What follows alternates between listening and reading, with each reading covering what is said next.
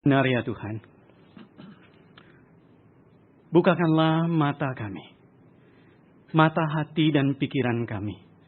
Sebab jika bukan Tuhan yang membukakannya, jika bukan Tuhan yang mencerahkannya, kami sungguh tidak bisa mengerti kebenaran firman-Mu dengan akal pikiran kami sendiri. Oleh karena itu di hadapan firman-Mu, kami tersungkur, kami bersimpuh sujud. Kami memohon belas kasihan-Mu.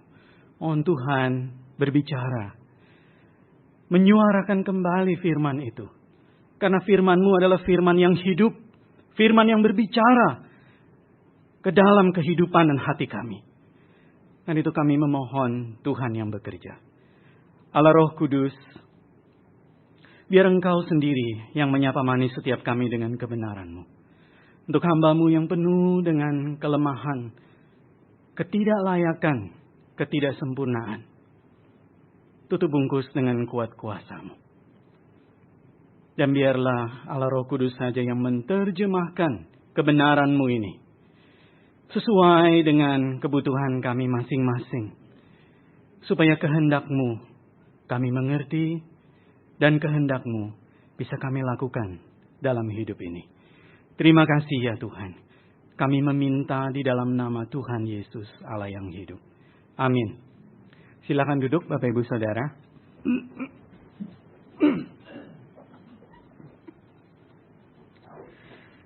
Selamat pagi jemaat Tuhan. Mungkin karena pagi ini mendung jadi rada-rada agak suaranya tertutup begitu ya. Selamat pagi jemaat Tuhan. Ya, itu udah mulai ada matahari terbit sedikit ya. Bapak Ibu Saudara, kita bersyukur bulan ini kita dikenyangkan oleh Tuhan, gitu ya, dikenyangkan secara rohani dengan topik-topik firman Tuhan yang berbicara tentang bagaimana kita menyatu dengan firman Tuhan. Nah, pagi hari ini kita akan bersama-sama merenungkan satu tema, yaitu terangilah pikiranku. Mari kita membuka Alkitab kita. Dari Mazmur 119, kita akan membaca 4 ayat saja. Mazmur 119, kita akan membaca ayat 27, 33, 34, dan 35. Saya mengundang Bapak Ibu Saudara untuk bangkit berdiri. Saya akan membaca ayat 27, lalu jemaat Tuhan yang wanita akan membaca ayat 33, yang pria ayat 34, lalu ayat 35 kita bersama-sama membaca. Demikianlah firman Tuhan, ayat 27. Buatlah aku mengerti petunjuk titah-titah-Mu, supaya aku merenungkan perbuatan-perbuatan-Mu yang ajaib.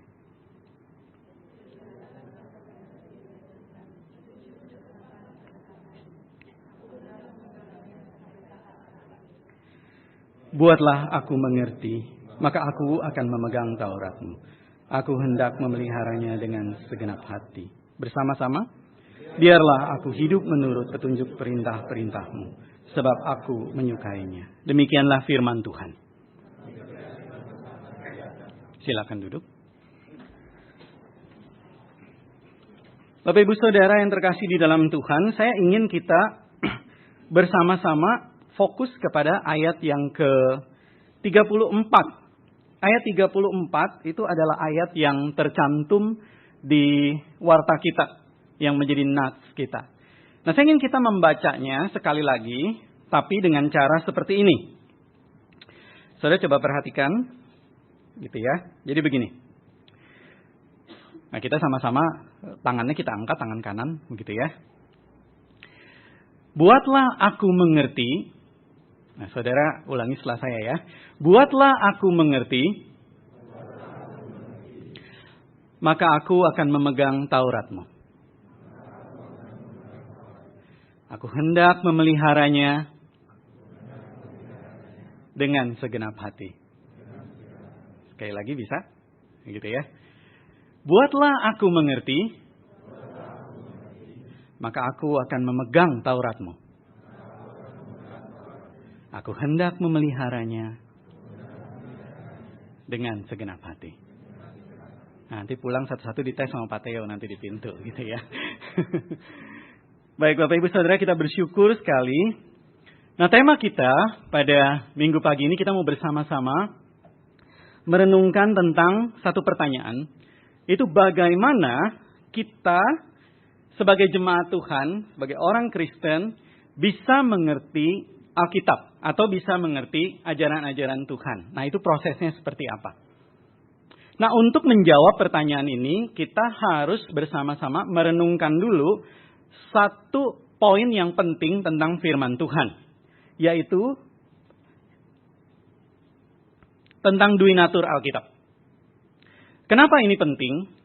Sebab kalau kita menyangkali atau kita menolak duinatur Alkitab, maka kita hanya akan memandang Alkitab ini tulisan manusia.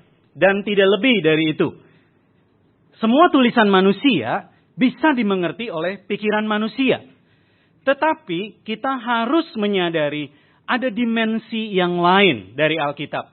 Yang membuat kita tidak bisa mengerti kalau hanya mengandalkan pikiran manusia. Yaitu duinatur Alkitab. Nah, Alkitab ini punya dua natur. Sama seperti Kristus adalah firman yang menjadi daging, dia memiliki dua natur, yaitu ilahi dan manusiawi. Begitu juga Alkitab, firman yang tertulis, dia memiliki dua natur, yaitu ilahi dan manusiawi. Nah, kita akan lihat 3 poin mengenai duinatur ini. Yang pertama, dari sisi ilahi, Alkitab itu kita tahu authornya itu adalah satu tunggal, Allah Roh Kudus. Jadi kalau kita bertanya, siapakah penulis Mazmur 119? Nah, umumnya orang akan menjawab, Daud, betul ya? Tetapi itu tidak lengkap. Sebab yang menulis Mazmur 19, Daud dan Allah sendiri. Jadi kita harus langsung merujuk setiap tulisan yang ada di dalam Alkitab. Itu pengarangnya adalah single author. Yaitu Allah Roh Kudus sendiri yang mengerjakan itu. Tetapi dari sisi manusiawinya, kita juga mengakui bahwa penulis Alkitab itu adalah manusia. Ada 40 authors. Dengan latar belakang dan intensi maksud penulisan yang berbeda-beda. Tapi uniknya fokusnya sama. Yaitu merujuk kepada pribadi Kristus. Ini yang pertama. Yang kedua, yaitu adanya proses inspirasi. Yang disebut sebagai verbal plenary inspiration. Nah, Bapak Ibu Saudara yang terkasih dalam Tuhan, ini penting sekali. Mengapa? Karena proses inspirasi itu menjadi dasar kita percaya bahwa Alkitab itu adalah firman Allah. Tanpa adanya inspirasi, Alkitab hanyalah pikiran manusia. Nah, 2 Timotius 3 ayat 16 ini penting sekali untuk kita simak. Karena di sana dikatakan segala tulisan yang diilhamkan Allah memang bermanfaat untuk mengajar, menyatakan kesalahan, memperbaiki kelakuan, dan mendidik orang dalam kebenaran. Nah, saya memberikan warna kuning di bagian yang atas itu. Itu segala tulisan yang diilhamkan Allah. Kita akan fokus kepada bagian itu. Nah, di dalam bahasa Yunaninya atau dalam bahasa asli, itu terjemahannya adalah pasa, grafe, theopneustos. Nah, ini penting sekali. Kenapa? Karena kalau dalam bahasa Indonesia dikatakan segala tulisan yang diilhamkan Allah, nah implikasinya adalah ada bagian yang diilhamkan, ada bagian yang tidak diilhamkan. Tetapi sebetulnya di dalam bahasa aslinya tidak begitu. Di dalam bahasa aslinya, pasa grafe, pasa itu adalah setiap bagian atau semua bagian. Merujuk kepada completion, merujuk kepada kelengkapan. Mulai dari Kejadian sampai Wahyu. Grafe itu adalah tulisan, scripture. Theopneustos, dihembuskan oleh Allah. Jadi, tidak ada pilihan. Bagian mana yang diinspirasikan, bagian mana yang tidak. Maksudnya adalah di sini semua bagian. Mulai dari awal sampai akhir, itu diinspirasikan oleh Allah. Nah, Bapak Ibu Saudara yang terkasih dalam Tuhan, coba kita bilang begini, begitu ya. Kita coba. Bapak Ibu Saudara, coba ngomong sendiri, bilang, coba, begitu ya. Pelan-pelan, begitu ya. Coba, begitu. Tapi jangan mengeluarkan udara dari mulut. Coba, gitu kan. Gitu ya. Kalau nggak keluar udaranya gimana bunyinya? Nah, kan gitu kan ya. Tapi kalau keluar, coba. Itu kan harus ada udara yang keluar ya. Jadi setiap kali bicara, kita itu sebenarnya menghembuskan nafas.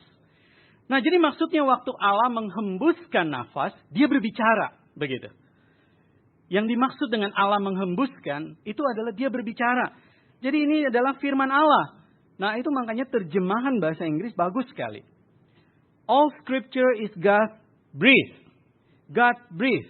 All scripture is breathed out by God. All scripture is given by inspiration of God. Dan all scripture is inspired by God. Gitu ya. Nah, ini terjemahan yang jelas. Jadi, di sini kita bisa melihat bahwa Alkitab yang kita miliki itu diinspirasikan oleh Tuhan. Dengan pertolongan Allah Roh Kudus, dengan kuasa Allah Roh Kudus membimbing para penulis Alkitab untuk menuliskan maksud-maksud Tuhan. Nah, tapi itu baru satu bagian. Jadi di sisi atau aspek ilahi ada proses inspirasi, tapi juga ada aspek manusiawinya. Nah, dia nggak muncul dah. Nah, ini ya. Aspek manusiawinya yaitu penulis digerakkan dan dibimbing oleh Roh Kudus. 2 Petrus 1 ayat 20-21 mengatakan, yang terutama harus kamu ketahui, ialah bahwa nubuat-nubuat dalam kitab suci tidak boleh ditafsirkan menurut kehendak sendiri. Sebab tidak pernah nubuat dihasilkan oleh kehendak manusia, tetapi oleh dorongan Roh Kudus. Orang-orang berbicara atas nama Allah. Jadi para penulis ini, walaupun ada inspirasi, para penulis ini menulis. Tapi mereka digerakkan oleh Allah. Nah, kita lihat bagian yang ketiga. Jadi tadi aspek ilahi, Allah Roh Kudus sebagai author. Lalu ada proses inspirasi. Maka yang ketiga, karena Allah Roh Kudus yang menjadi author, single author. Lalu ada proses inspirasi. Maka Alkitab yang kita pegang ini, firman Allah ini memiliki wibawa atau otoritas ilahi. Dia bukan sekedar buku, bukan. Dia bukan sekedar tulisan, bukan. Dia adalah perkataan dari Allah sendiri, dipercayakan kepada kita. Oleh karena itu, dia punya wibawa, dia punya kekuatan, dia punya power, otoritas ilahi yang mengatur seluruh aspek kehidupan kita. Tapi ada sisi manusiawinya. Sisi manusiawinya apa? Yaitu bahwa Alkitab, selain dia adalah firman Allah yang memiliki wibawa dan otoritas ilahi, Alkitab juga adalah tulisan manusia. Kita harus mengakui itu. Karena ditulis oleh manusia. Syarat dengan karakteristik budaya. Ada gaya penulisan, ada genre di sana, ada pembaca dan bahasa yang berbeda-beda. Nah, dua bagian ini, duinatur Alkitab ini menjadi dasar kita untuk kita bisa menjawab pertanyaan bagaimana saya bisa mengerti firman Tuhan. Maka ketika kita diperhadapkan dengan pertanyaan bagaimana kita bisa mengerti firman Tuhan, maka jawaban yang pertama itu adalah Roh Kudus mengiluminasikan pikiran dan hati kita. Nah, tadi bagus tuh ya. Lagu yang tadi kita nyanyikan dalam bahasa Inggris, baris terakhirnya Spirit Divine illumine me. Nah, bagus ya. Karena iluminasi itu artinya adalah memberikan cahaya. Memberikan terang, menerangi pikiran kita. Nah, gambarannya adalah seperti ini. Bapak Ibu Saudara mungkin pernah ya mengalami kalau malam-malam baca Alkitab, gitu kan ya, baca Alkitab. Mungkin kalau di Singapura jarang kali ya terjadi ini, kalau di Indonesia lebih sering gitu ya. Khususnya saya waktu di Malang lebih sering terjadi ini. Waktu baca tiba-tiba jeglek begitu mati lampu. Wah, gelap semuanya ya. Wah, apalagi mau persiapan khotbah, cilaka itu. Wah, ini lagi baca asik-asik saat teduh tiba-tiba jeglek begitu kan, mati lampu. Saudara bisa baca tidak? Nggak bisa. Gelap semua. Butuh apa? Butuh cahaya. Tiba-tiba jeglek nyala lagi. Wah, baru bisa ngerti, baru bisa lihat tulisannya. Nah, pikiran kita itu gelap pada dasarnya. Saudara pernah nggak baca Alkitab? Baca begitu ya. Baca, merenungkan sungguh-sungguh. Mungkin cara duduknya yang salah. Agak tegak sedikit kan begitu kan ya. Tegak sedikit bacanya. Oh, agak salah. Lalu tengkurap juga salah. Saudara berbaring juga salah. Akhirnya saudara tidur. Begitu. Nggak ngerti-ngerti. Tapi pernah baca sekali. Oh ini ya maksudnya ya. Waduh, tiba-tiba kita waktu baca kita malah menangis. Tertegur oleh firman Tuhan. Saudara pernah begitu? Menangis di hadapan Tuhan. Nah itu siapa yang mengerjakan? Itu Allah Roh Kudus. Yang disebut dia mengilumin, dia menerangi pikiran kita. Sehingga kita bisa mengerti. Bapak Ibu Saudara, ini penting sekali. Itulah sebabnya kalau kita lihat di dalam Mazmur 119 yang tadi kita baca. Kita lihat di sana ada beberapa ayat, misalnya ayat 27 yang tadi kita baca. Nah itu sebabnya kita membaca beberapa ayat saja yang berkaitan dengan tema yang akan kita bahas. Misalnya ayat 27 di sana dikatakan, buatlah aku mengerti petunjuk titah-titahmu. Gitu ya. Nah saya bertanya, kenapa tidak pemazmur berkata begini? Aku akan berusaha mengerti petunjuk-petunjukmu. Lebih bagus ya.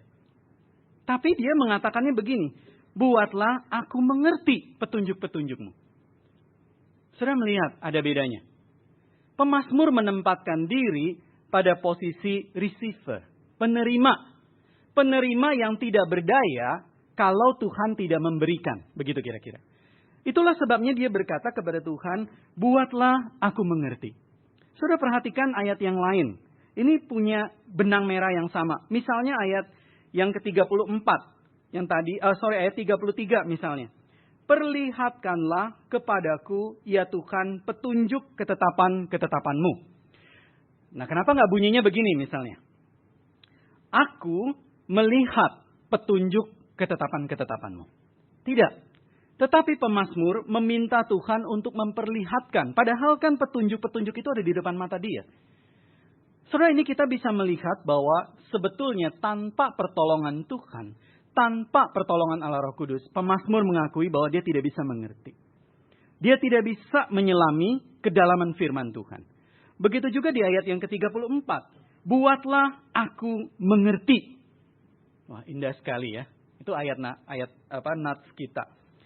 Dan satu ayat lagi, ayat 18 kalau kita melihat secara holistik Mazmur 119 ini, misalnya di ayat yang ke-18, itu ayat yang bagus sekali. Di sana dikatakan, singkapkanlah mataku, supaya aku memandang keajaiban-keajaiban dari Tauratmu.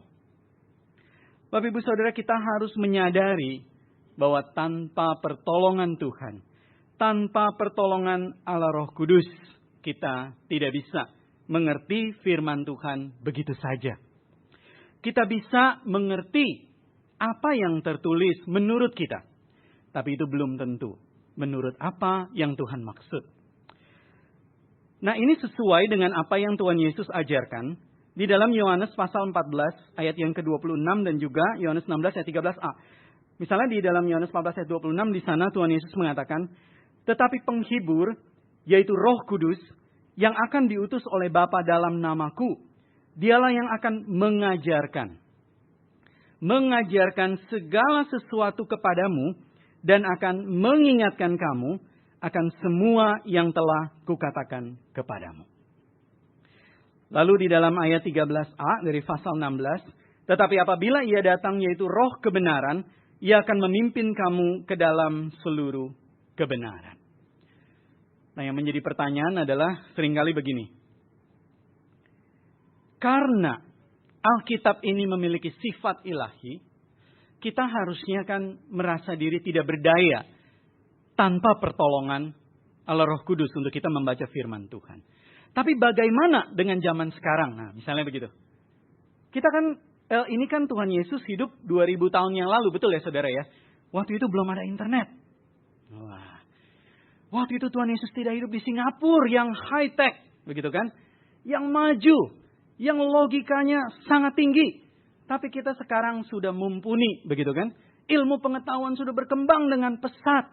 Apakah kita masih membutuhkan iluminasi Allah Roh Kudus? Jawabannya adalah iya. Tetapi tidak begitu bagi kelompok Yesus Seminar. Mungkin di antara Bapak Ibu Saudara pernah ada yang mendengar kelompok ini ya. Kelompok Yesus Seminar ini adalah orang-orang yang terdiri dari lebih kurang 100 orang sarjana liberal. Jadi sarjana teologi liberal dari kalangan backgroundnya bisa macam-macam. Bisa teologi, bisa juga sekuler. Tapi ada juga yang beberapa di antara mereka adalah sutradara film. Nah, mereka berkumpul di Amerika. Lalu mereka berkumpul bersama-sama untuk apa tujuannya? Rapat, begitu ya. Rapat untuk apa? Untuk menentukan bagian-bagian mana di dalam Alkitab yang betul-betul adalah perkataan Tuhan Yesus. Dan bagian mana di dalam Alkitab yang bukan perkataan Tuhan Yesus. Caranya bagaimana? Mereka menentukan kriteria sendiri. Nah, uniknya yang bikin saya gregetan dan gemes begitu ya. Injil Yohanes, Injil yang paling teologis dari semua Injil. Itu mereka menyatakan bahwa itu bukan perkataan Tuhan Yesus. Dan karena itu harus ditolak. Jadi yang diterima itu Injil mana? Begitu kan? Yang diterima itu adalah Injil Thomas. Kok Injil Thomas? Dari Kejadian sampai Wahyu kagak ada itu Injil Thomas. Begitu kan ya? Bapak Ibu Saudara, orang-orang ini berpikir dengan logikanya sendiri, dengan kekuatannya sendiri, mereka tidak tunduk di hadapan firman Tuhan. Mengandalkan akal pikirannya sendiri, dan sama sekali tidak punya sikap untuk menghormati firman Tuhan, menghormati Alkitab, bahwa Alkitab, untuk mengerti Alkitab itu harus ada iluminasi Roh Kudus. Itulah sebabnya seorang profesor dari Amerika, dia adalah profesor dalam bidang historical theology. Nah, saya sangat respect sama orang ini. Namanya adalah Thomas C. Oden. Seorang yang sangat cerdas sekali. Seorang yang luar biasa. Tetapi seorang yang punya sikap yang rendah hati di hadapan Tuhan. Nah, di sini Thomas C. Oden memberikan satu kutipan yang baik sekali. Dia mengatakan, saya akan terjemahkan bagian ini. Studi Alkitabiah pada masa kini sedang mengalami krisis identitas. Sebagian ini disebabkan karena studi Alkitabiah begitu terjerat pada sindrom mengobjektifikasikan Alkitab hanya sekedar sebagai laporan sejarah.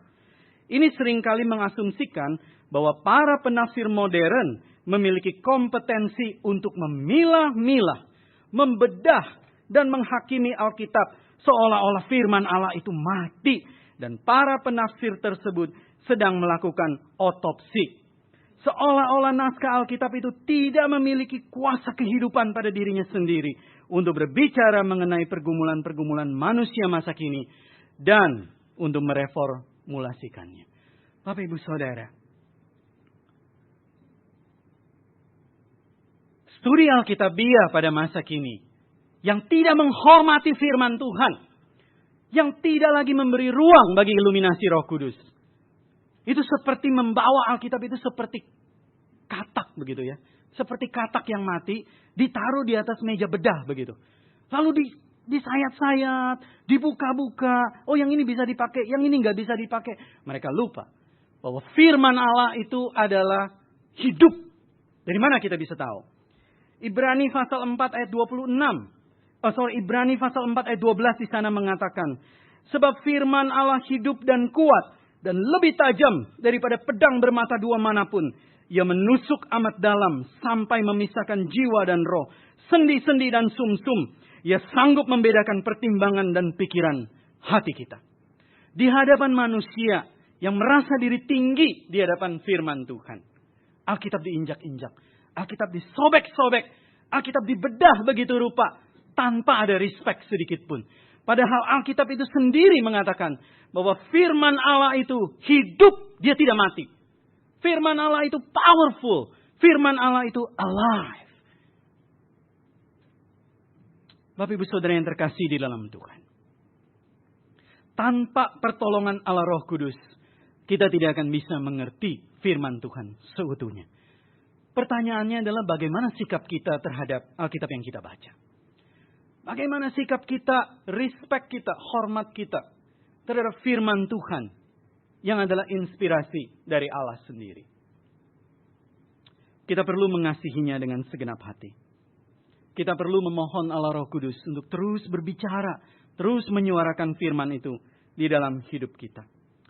Yang kedua, untuk kita bisa mengerti firman Tuhan, selain dari pertolongan Allah Roh Kudus, Nah, tadi kita ingat ada dua aspek. Yang pertama adalah aspek ilahi. Kita tidak bisa berhenti pada aspek ilahi saja. Lalu berkata, oh ya sudah, karena Allah Roh Kudus mencerahkan, Allah Roh Kudus mengiluminasikan, saya tidak mau belajar firman Tuhan. Pokoknya kalau ada kesulitan, saya langsung buka Alkitab, saya berdoa, saya merem begitu ya. Tuhan tolong, apa yang harus saya lakukan? Saya sedang berada di tengah pergumulan hidup. Bagaimana saya harus menjawab pergumulan hidup ini? Allah Roh Kudus mencerahkan. Lalu langsung dibuka, maka bunyi ayatnya adalah, lalu Yudas pergi dan menggantung dirinya. Saudara, Alkitab itu juga memiliki aspek manusiawi.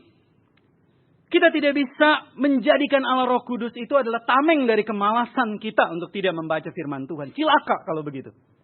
Tetapi karena ada aspek manusiawi dari firman Tuhan, yang tadi di depan kita sudah lihat, ditulis oleh 40 authors dengan genre, dengan tujuan yang berbeda, maka kita bisa mengertinya jika kita menggali kebenaran Alkitab itu dengan tekun. Kita menggali kebenaran Alkitab itu dengan tekun. Saudara, mari kita lihat Mazmur yang tadi kita baca. Nah, tadi kita sudah melihat ayat 27, 33, 34, 35, ayat 18. Semua menempatkan posisi pemazmur di dalam bagian itu adalah sebagai posisi menerima. Tidak bisa mengerti kecuali Tuhan yang menyingkapkan. Nah, sekarang coba kita perhatikan ayat-ayat seperti misalnya ayat 11. Kita akan melihat Mazmur 119 ini secara keutuhan. Mari kita lihat misalnya ayat yang ke-11. Ayat 11 di sana dikatakan, dalam hatiku aku menyimpan janjimu, supaya aku jangan berdosa terhadap engkau. Nah, itu kalimat yang digunakan adalah kata kerja aktif, bukan pasif. Aku menyimpan. Misalnya ayat 15. Merenungkan titah-titahmu, mengamati jalan-jalanmu. Merenungkan. Mengamat-amati berarti menyelidiki. Kita lihat lagi misalnya ayat 48. Di sana dikatakan apa? Aku menaikkan tanganku kepada perintah-perintahmu yang kucintai. Dan aku hendak merenungkan ketetapan-ketetapanmu. Ayat 57. Aku ingat kepada hukum-hukummu. Ayat 78. Merenungkan titah-titahmu. Ayat 97. Merenungkan sepanjang hari.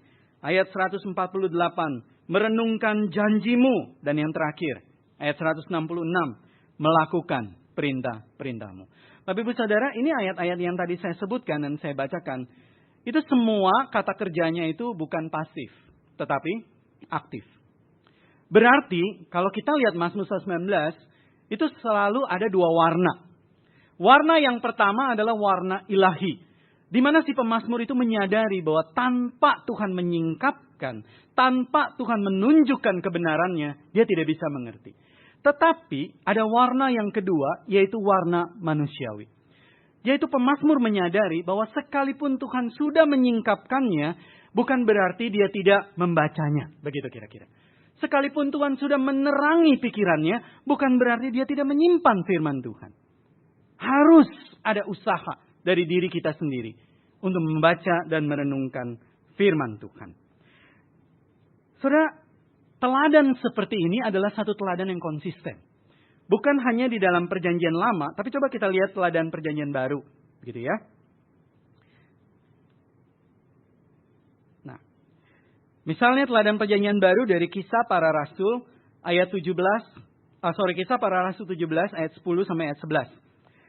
Nah, ini adalah perjalanan pelayanan Rasul Paulus. Dari Tesalonika, Rasul Paulus ke satu kota yang namanya kota Berea. Tetapi pada malam itu juga segera saudara-saudara di situ menyuruh Paulus dan Silas berangkat ke Berea. Setibanya di situ, pergilah mereka ke rumah ibadat orang Yahudi. Orang-orang Yahudi di kota itu lebih baik hatinya daripada orang-orang Yahudi di Tesalonika. Karena mereka menerima firman itu dengan segala kerelaan hati. Dan setiap hari mereka menyelidiki kitab suci untuk mengetahui apakah semuanya itu benar demikian. Saudara, di dalam dua ayat ini, khususnya di ayat yang ke-11, saudara, kita bisa melihat apa? Kita bisa melihat dua warna. Betul tidak? Warna biru dan merah. Nah, bukan itu juga maksud saya ya. Ilahi dan manusiawi. Maksudnya apa? Menerima firman itu dengan kerelaan hati. Mereka harus tunduk pada firman Tuhan dulu. Itu sebabnya diletakkan pertama kali. Menerimanya dengan segala kerelaan hati. Hatinya harus dibuka. Tapi apakah sudah berhenti sampai situ? Tidak.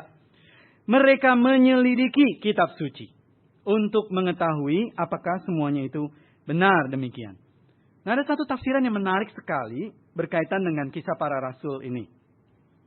Dari tafsiran dari NIV Spirit of the Reformation Study Bible, di sana dikatakan, the Bereans compared Paul's teaching with God's written word, thus setting a good example for the church throughout history.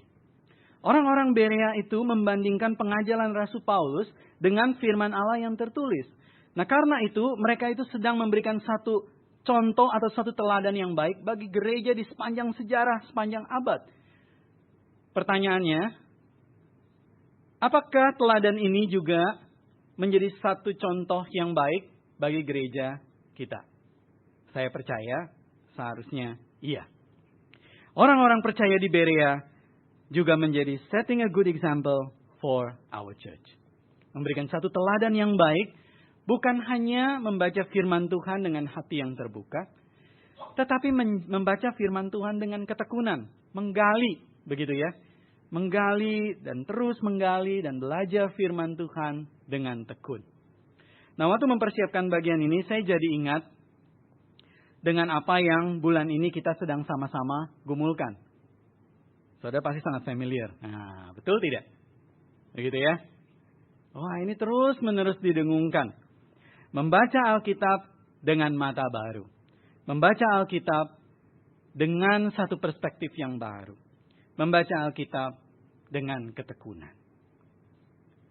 Saudara, kalau kita mengasihi firman Tuhan, kita tunduk di hadapan firman Tuhan, kita juga harus punya hati yang mau belajar firman Tuhan. Hanya dengan dua hal ini, kita bisa mengerti firman Tuhan. Tekun belajar menggali Alkitab seperti orang-orang percaya di Berea. Nah, tapi ada satu bagian, ada satu poin yang kita harus waspada. Kalau kita sudah belajar menggali, kita sudah banyak mengerti firman Tuhan. Kita sudah banyak membaca, menggali, PA, belajar firman Tuhan. Lalu lama-lama kita jadi menguasai firman Tuhan. Lama-lama kita merasa kita lebih tinggi dari firman Tuhan. Lama-lama kita bisa merasa firman Tuhan itu ada di dalam genggaman kita. Pertanyaannya adalah, sikap yang seperti itu benar atau tidak? Kita tidak boleh punya sikap yang demikian. Saudara, ada seorang tokoh di dalam satu tulisannya. Dia adalah Profesor Paul Hartog. Profesor Paul Hartog ini adalah seorang profesor New Testament, profesor Perjanjian Baru, dan juga Early Christian Studies dari Faith Baptist Bible College dan Theological Seminary di Iowa. Saya kagum dengan Paul Hartog karena walaupun dia menguasai banyak tentang firman Tuhan, dia menunjukkan sikap yang tepat. Waktu kita belajar firman Tuhan, Profesor Hartog berkata kita harus bersikap tunduk tetap pada firman Tuhan. We must let the text master us, rather than arrogantly believing we have mastered the text. We sit at the feet of the text. Without exception, we are all biblical students and never biblical scholars. One approaches with the hermeneutics of faith rather than with the hermeneutics of suspicion. Waktu kita membaca firman Tuhan, kita mendekatinya dengan hermeneutika, iman, bukan kecurigaan. Kita duduk di kaki dari firman itu sendiri. Seperti Maria yang duduk di kaki Tuhan Yesus.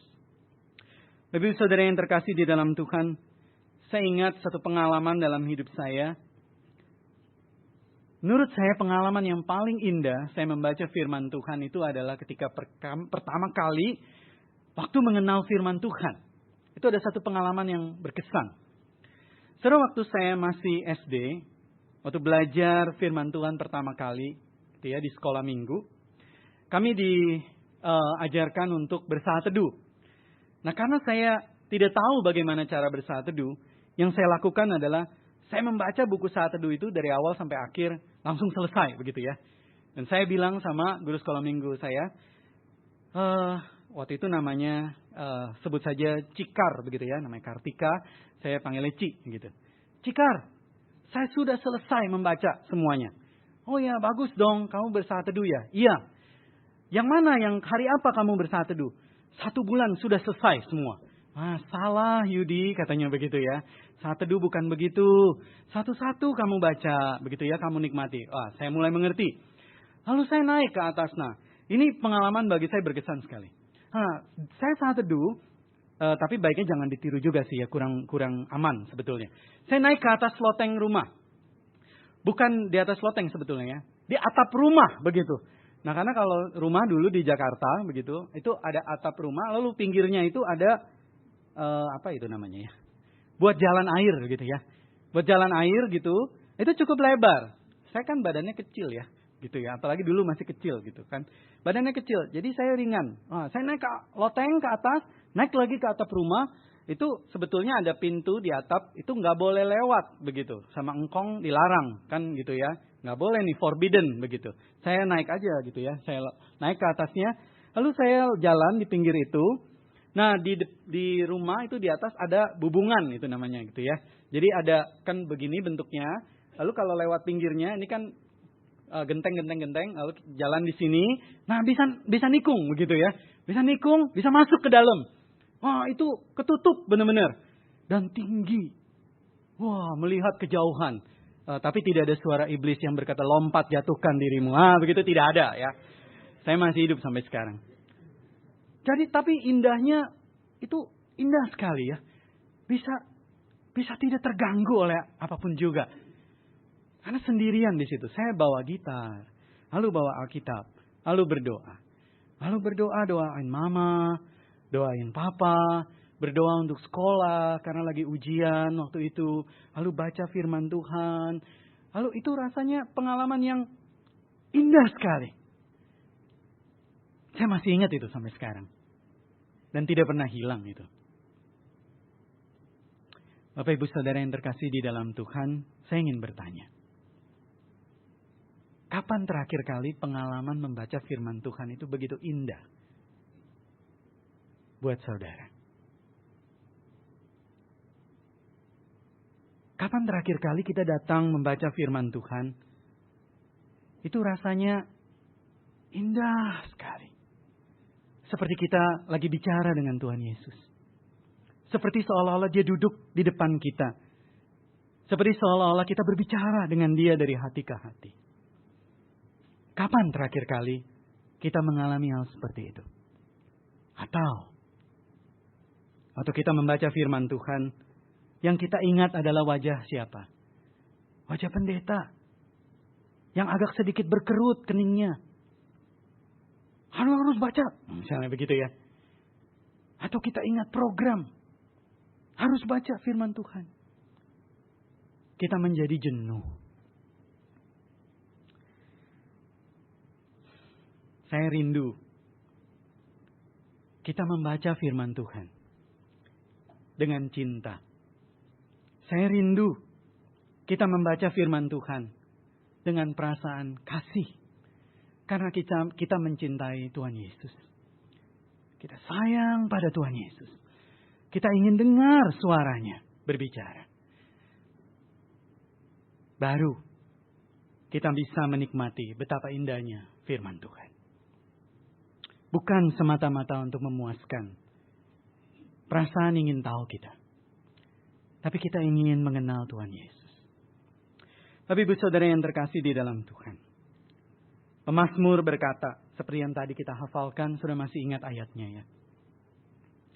Buatlah aku mengerti, maka aku akan memegang Taurat-Mu. Aku hendak memeliharanya dengan segenap hati. Mari kita bersama-sama menyebutkannya sekali lagi. buatlah aku mengerti. Aku hendak memegang Taurat-Mu. Aku hendak memeliharanya dengan senang. Biarlah itu menjadi kerinduan setiap kita. Kita berdoa.